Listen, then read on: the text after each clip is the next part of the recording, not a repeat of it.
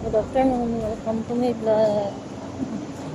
I'm here in WTC Mall. I just dropped the kids for her karate class.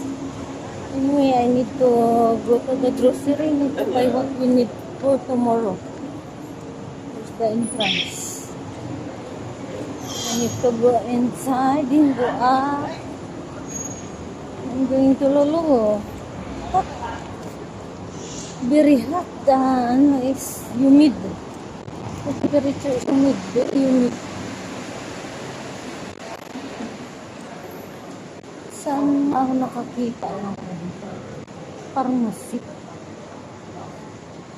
I try to. See,